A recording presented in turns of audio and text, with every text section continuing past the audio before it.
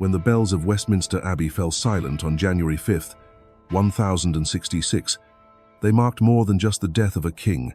They told for the end of an age, the collapse of a dynasty, and the beginning of a crisis that would tear England apart and reshape its destiny forever.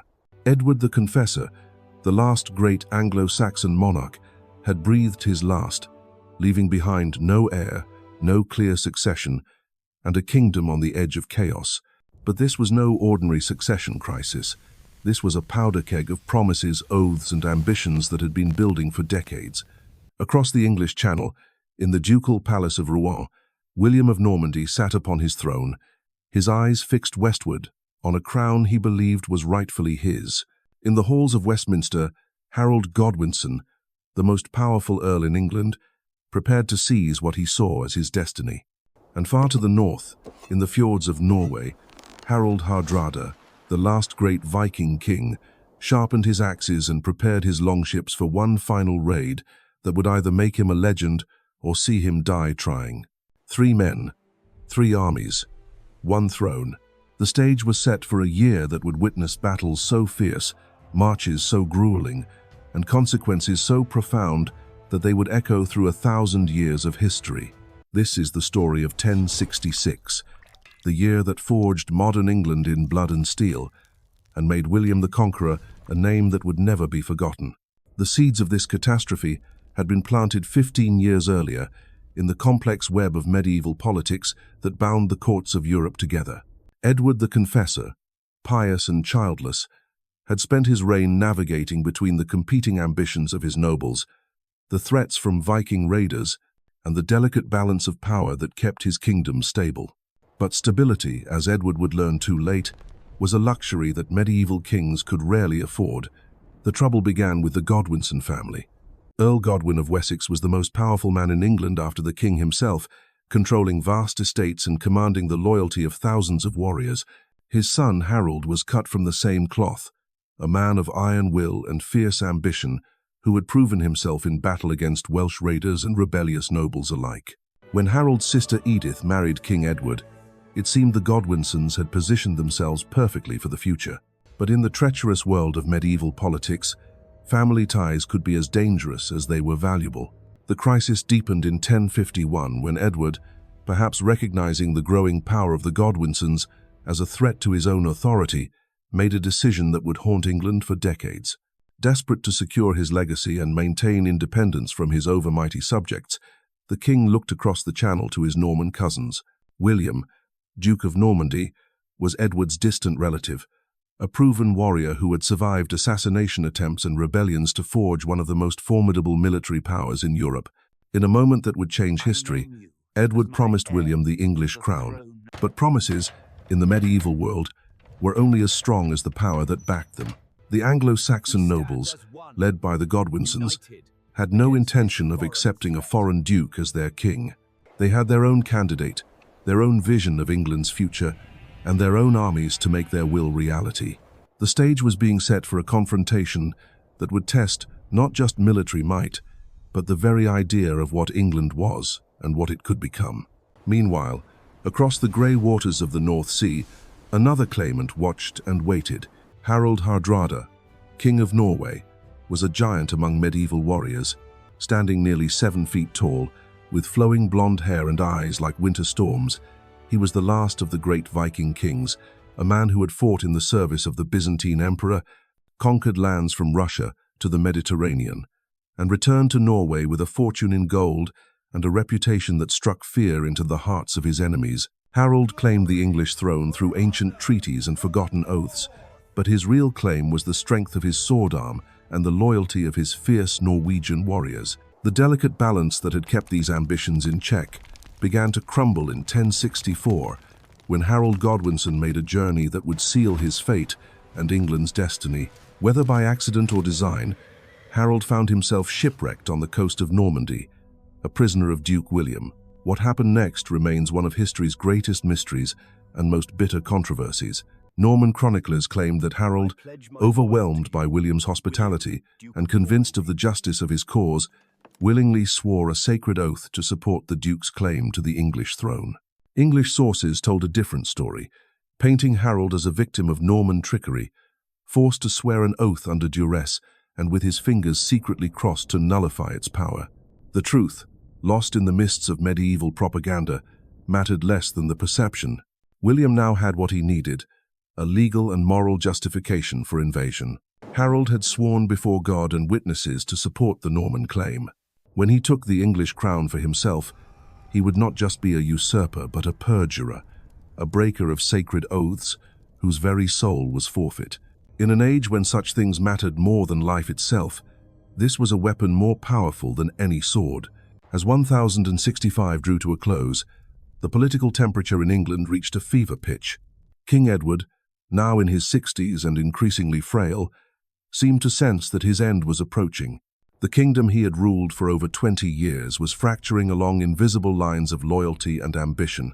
In the north, rebellions flared as local nobles chafed under the authority of Harold's brother Tostig, Earl of Northumbria.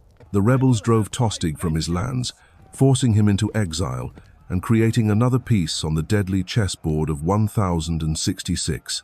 Tostig, bitter and humiliated, would soon find his way to the court of Harald Hardrada, adding his local knowledge and burning desire for revenge to the Norwegian king's invasion plans. In Normandy, William's preparations took on an air of holy crusade. The Duke had secured the backing of Pope Alexander II, who blessed his cause and granted him a papal banner to carry into battle. This was no longer just a dynastic dispute but a righteous war, sanctioned by God himself and supported by the greatest military minds of the age. Norman shipyards echoed with the sound of hammers and saws as hundreds of vessels took shape, each one designed to carry horses, men, and the instruments of conquest across the treacherous waters of the English Channel. The scale of William's preparations was staggering by medieval standards. He assembled not just Norman knights but warriors from across northern France, Bretons hungry for land and glory, Flemish mercenaries seasoned by constant warfare, and ambitious younger sons eager to carve out new estates in a conquered kingdom. The logistics alone represented a masterpiece of medieval military planning. 8,000 men, 5,000 horses, countless tons of weapons, armor, and supplies, all had to be organized, transported, and maintained in fighting condition. It was an undertaking that would have challenged the resources of the Roman Empire at its height. As winter gave way to spring in 1066, the three armies began their final preparations. In England, Harold Godwinson marshaled the fyrd, the traditional levy of Anglo-Saxon warriors who formed the backbone of English military power. These were not professional soldiers, but farmers, craftsmen, and merchants who answered their lord's call to arms with whatever weapons they could afford. But at their core were the huscarls, Harold's elite household troops, professional warriors whose two-handed axes had earned a reputation for devastating effectiveness in close combat. The tension was building to a breaking point that would reshape not just England, but the entire trajectory of European history. The summer of 1066 arrived with ominous portents that seemed to warn of the catastrophe to come. Halley's comet blazed across the night sky, its fiery tail stretching like a sword over England. To the superstitious minds of medieval men, this celestial visitor was an omen of death and destruction, a harbinger of dynastic change written in the stars themselves. Chronicles would later record how people gazed upward in terror, whispering prayers and crossing themselves as the comet's baleful light illuminated their faces. But while common folk trembled at heavenly signs, the great players in this deadly game prepared for very earthly warfare. Harald Godwinson, now crowned King of England, faced the impossible task of defending a kingdom under siege from multiple directions. His coronation on January 6th had been swift and decisive, but legitimacy gained through speed could just as quickly be lost through defeat. The crown sat heavy upon his head, weighted not just with gold but with the knowledge that two of Europe's most dangerous warriors were sharpening their blades for his destruction. Harold's position was precarious beyond imagination. To the south, William's invasion fleet gathered like storm clouds on the horizon. Norman spies brought word of the Duke's preparations, tales of ships being built by the hundred and armies drilling on the beaches of Normandy. To the north, Harald Hardrada's dragon-headed longships prowled the coastal waters, their crews singing death songs and polishing their weapons. And somewhere in the shadows moved Tostig, Harold's own brother, consumed by hatred and thirsting for revenge against the man who had failed to restore him to his northern earldom. The Anglo-Saxon military system, which had served England well for centuries, now revealed its fundamental weakness. The fyrd, the citizen militia that formed the backbone of English defence, could not be kept in the field indefinitely. These were farmers and craftsmen who had crops to tend and trades to practice. They could answer the call to arms for a few weeks, perhaps a few months in times of dire emergency, but they could not remain under arms through an entire campaigning season. Harold found himself caught in a strategic nightmare, forced to guess where the blow would fall while his enemies held the initiative. William, master of psychological warfare, played this game with deadly skill.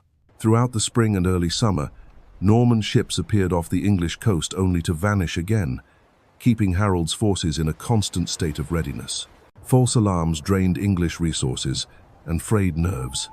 Men stood watch on cliff tops, scanning empty horizons for sails that never came. The Duke understood that the anticipation of invasion could be almost as devastating as invasion itself. Meanwhile, in the fjords of Norway, Harald Hardrada prepared for what he knew would be his final gamble. At nearly 60 years old, the giant king was approaching the twilight of his warrior's career, but his appetite for glory remained undiminished. His court scolds sang of his exploits in distant lands, of battles fought beneath foreign stars and treasures, won with blood and steel. But Harold craved one in the sagas for final victory, one last conquest that would cement his name all time. England, rich and ripe for plucking, beckoned like a golden apple just beyond his grasp. The Norwegian king's preparations were as methodical as William's, but carried out with Viking thoroughness. His longships, sleek predators of the sea, were provisioned for a campaign that might last months. Harold gathered not just Norwegian warriors but Danish mercenaries, Swedish adventurers, and exiled English nobles eager to reclaim their lost estates. His fleet would number over 300 ships, carrying perhaps 8,000 warriors, the largest Viking force assembled in decades. As summer reached its peak, the strategic situation began to crystallize with terrifying clarity. Harold's spies brought word that both invasion fleets were nearly ready, their commanders waiting only for favorable winds and the right moment to strike. The English king faced an impossible choice.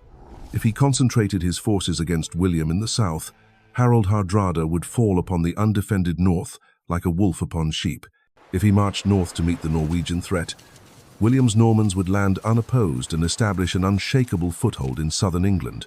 The answer, when it came, would test every aspect of Harold's character as both king and commander.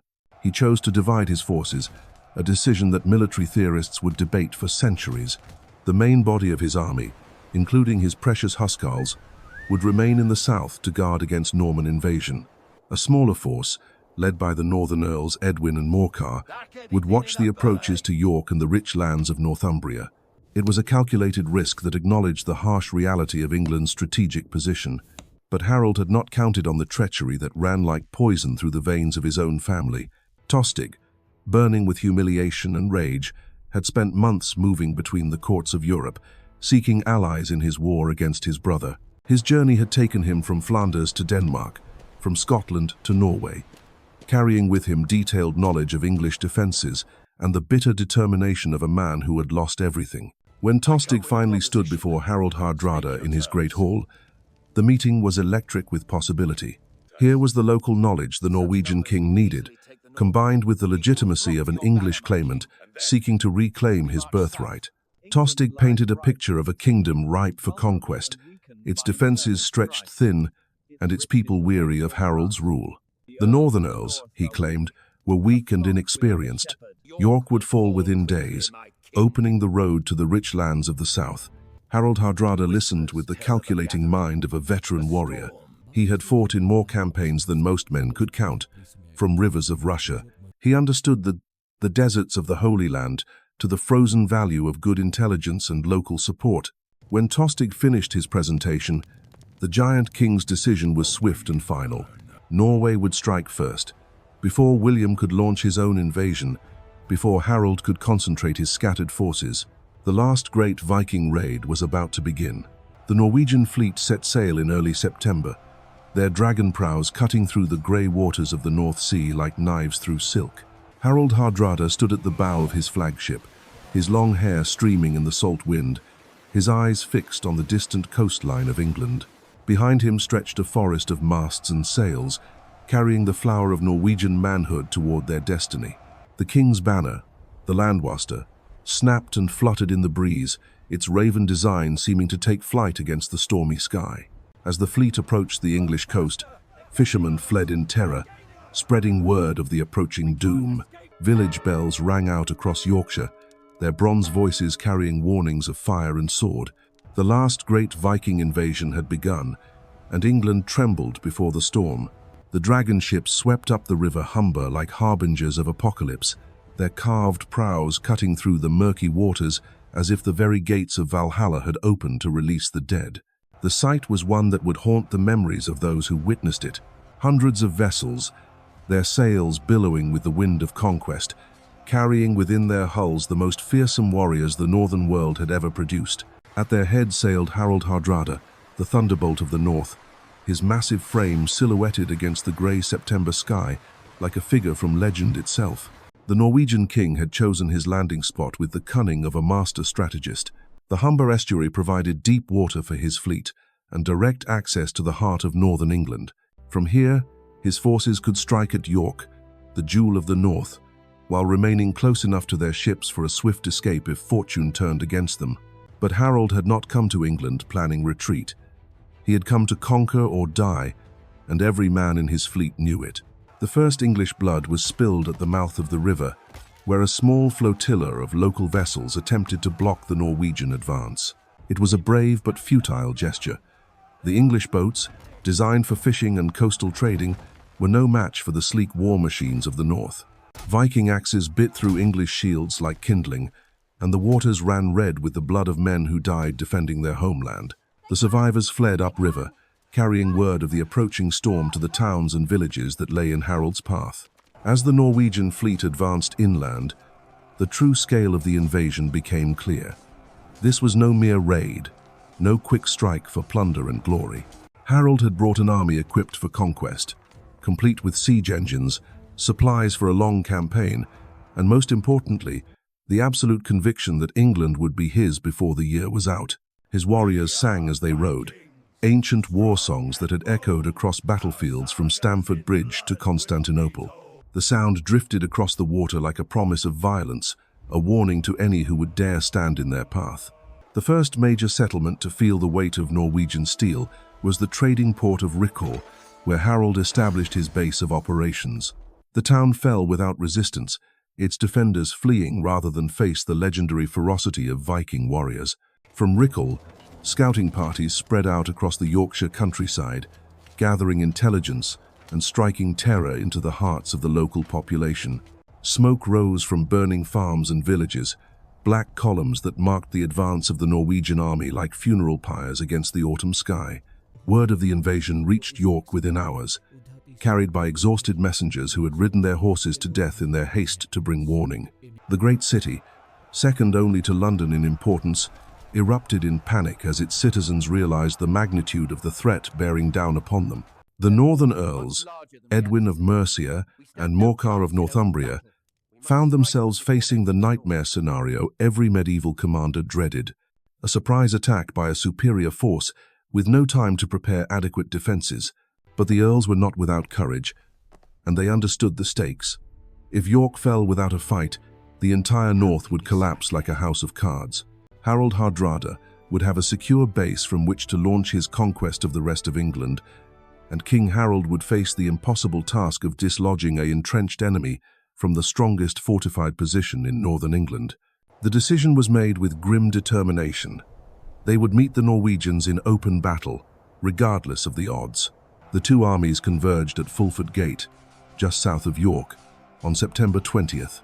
The field chosen for battle was a stretch of flat ground bordered by marshes and the River Ouse, terrain that would channel the fighting into a brutal head-to-head collision. The English forces, numbering perhaps 4,000 men, took their position with the river at their backs and the marshes protecting their flanks. It was a defensive position born of desperation, offering no room for retreat but providing some protection against being outflanked by superior numbers. Across the field, Harald Hardrada deployed his forces with the precision of a master tactician, His Norwegian veterans formed the center, their round shields locked together in the traditional shield wall, their long spears bristling like the quills of some monstrous hedgehog. On the flanks, Danish and Swedish allies prepared for the flanking movements that would decide the battle's outcome. The giant king himself took position in the front rank, his presence alone worth 100 ordinary warriors. The battle began at dawn with the haunting sound of war horns echoing across the Yorkshire countryside. The English charged first, their battle cries mixing with the clash of steel as they hurled themselves against the Norwegian line. For a moment, it seemed as though courage and desperation might triumph over numbers and experience.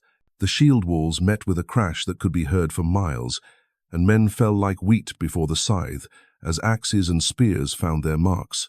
But Harald Hardrada had not conquered half the known world by allowing his enemies to dictate the terms of battle.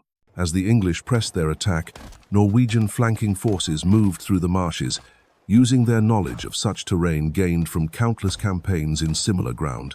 The trap closed with devastating efficiency. English warriors who had been pushing forward suddenly found enemies attacking from their sides and rear.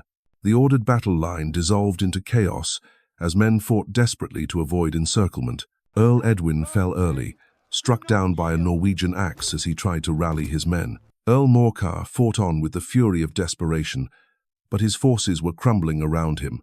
The marshes that had seemed like protection now became death traps, as fleeing English soldiers found themselves trapped in the boggy ground, easy prey for pursuing Vikings.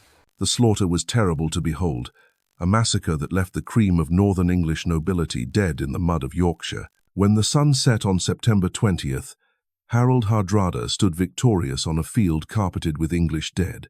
His banner, the Landwaster, flew triumphant over a scene of devastation that would be remembered for generations. York lay open before him, its defenses shattered and its protectors dead or fled. The great Vikings' gamble had paid off spectacularly. He had achieved in a single day what many had thought impossible: the complete destruction of organized resistance in northern England.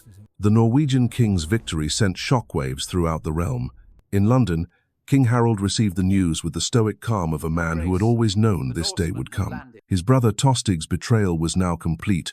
The northern defenses he had relied upon were in ruins, and the most dangerous warrior in Europe stood poised to march south and claim the crown of England.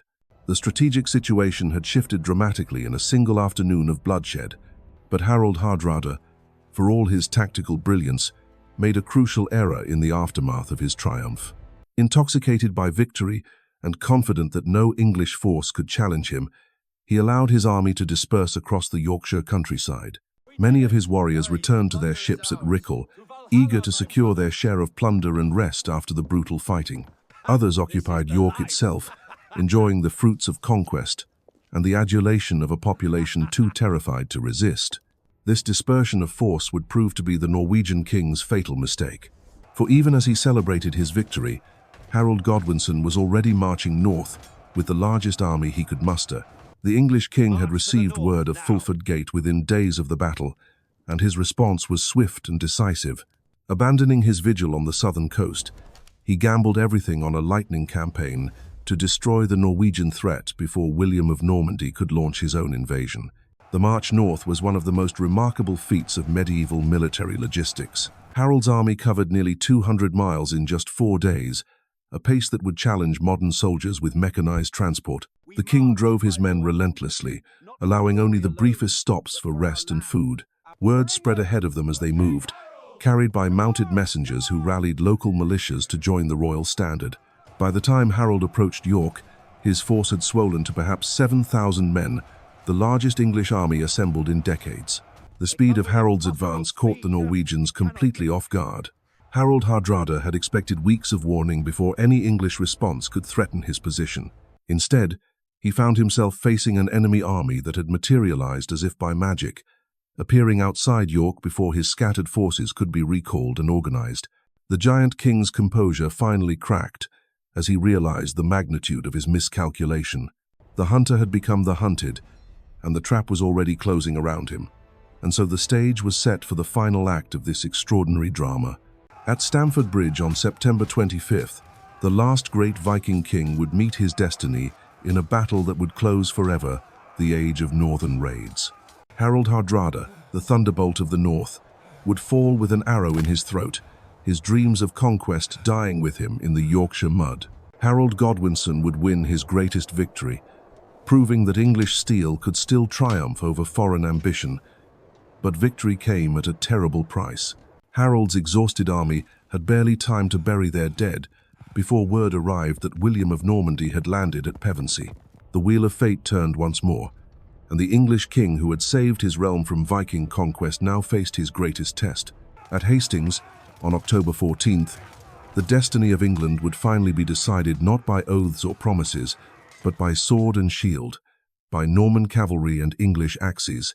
When the sun set on that fateful day, Harold Godwinson lay dead upon the field, an arrow through his eye and his kingdom lost forever. William the Conqueror had claimed his prize at last, and England would never be the same. From the ashes of Anglo-Saxon defeat rose a new nation, forged by Norman ambition and tempered by English resilience. The England we know today was born in the blood and fire of 1066, shaped by the collision of three worlds and the destiny of one extraordinary Norman duke.